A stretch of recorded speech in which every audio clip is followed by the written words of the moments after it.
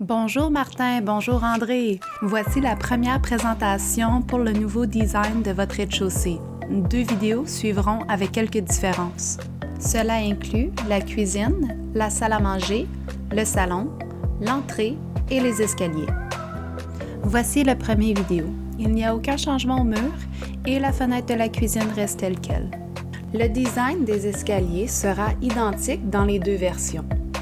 Mais le tout donne un bon visuel pour une première rencontre chez les fabricants. Pour l'instant, la configuration de celle-ci reste telle quelle pour respecter les différents paliers et leurs formes. Lors d'une première rencontre avec les spécialistes du domaine, nous pourrons découvrir les autres possibilités.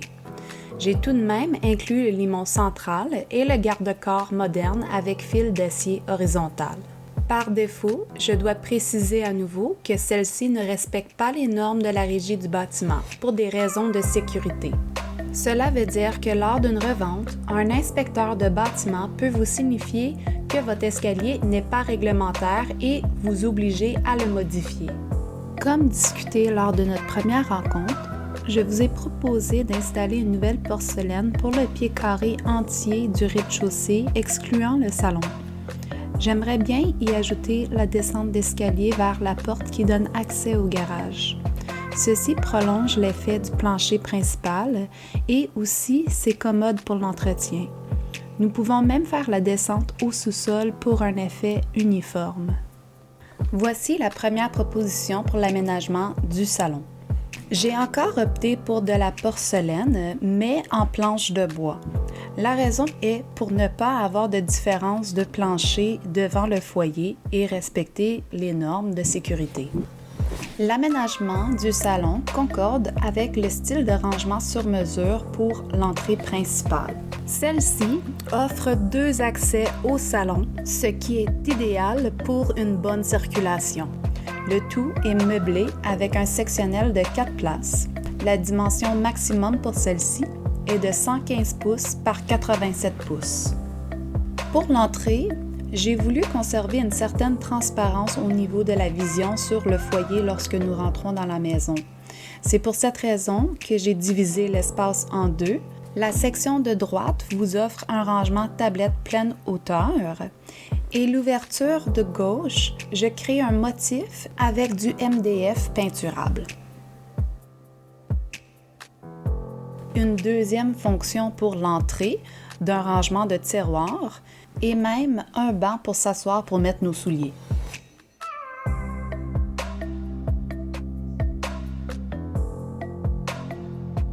Dans cette option, j'ai conservé le manteau de foyer avec les pattes qui descendent jusqu'au sol. Bien sûr, elles devront être faites pour avoir la hauteur nécessaire. Peinturé en blanc et appuyé sur une subway tile noire qui monte jusqu'au plafond, cet agencement crée un mélange entre le moderne et le côté classique de l'architecture de la maison.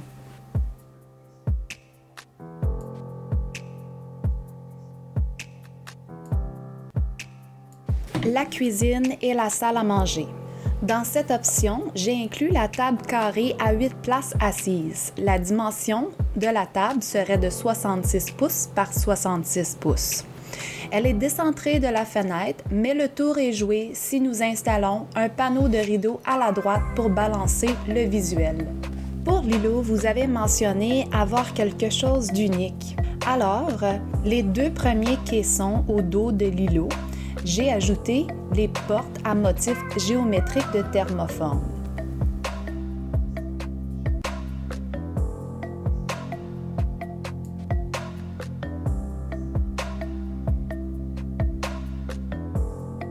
La configuration de la cuisine débute avec le réfrigérateur qui sera sur le mur en angle. Il est suivi à la droite par la cuisinière et le kitchen hub. Pour l'évier, si nous optons pour un caisson de 2 tiroirs, nous n'allons pas devoir centrer la ligne des portes avec la fenêtre. Cela nous donnerait de la flexibilité pour le modèle d'évier. À sa droite, nous trouvons le lave-vaisselle. J'ai décidé de terminer celle-ci avec un comptoir waterfall. Suite à quelques tests en angle et un support à vin, mais le tout paraissait visuellement bizarre, alors j'ai vraiment opté pour celle-ci. L'îlot est composé de 2 séries de tiroirs qui ont une profondeur de 24 pouces et un caisson de 2 portes qui sera de 18 pouces de profond. La section à gauche du réfrigérateur est de 12 pouces de profond, les bas comme les hauts.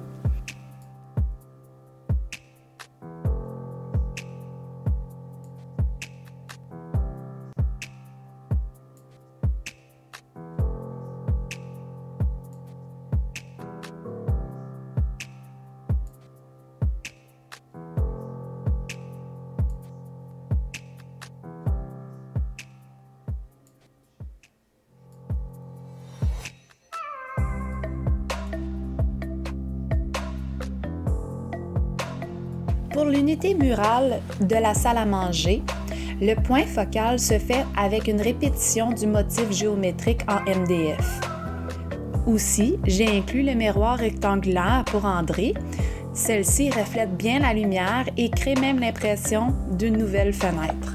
Cette section sera aussi l'espace dédié pour le cellier puisque nous pouvons obtenir la bonne profondeur pour l'appareil.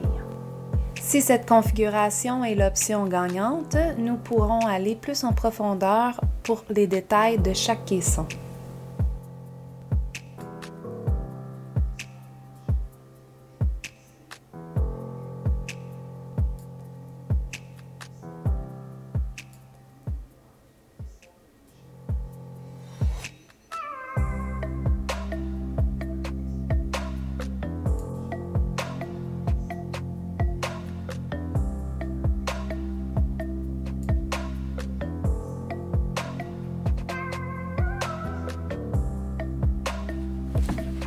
La deuxième option.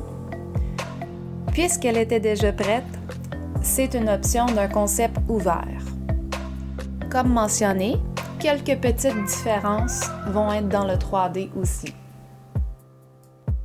Une des idées que je n'ai pas encore expliquée est l'ouverture à la gauche du cadre avec le tigre. Vous pouvez voir un panneau de métal décoratif d'un motif de feuillage. C'est par la compagnie Solana Panel. Ils offrent plusieurs designs différents que nous pourrons jumeler avec l'œuvre d'art murale choisie. La raison pour laquelle j'ai opté pour celle-ci est pour créer un point d'intérêt et casser le même look de garde-corps. Pour le concept ouvert de la cuisine, j'ai gardé un espace à gauche du réfrigérateur pour le déplacement de la ventilation et de la plomberie qui monte au deuxième étage. Dans cette option, la cuisine devient une configuration en L avec un îlot droit.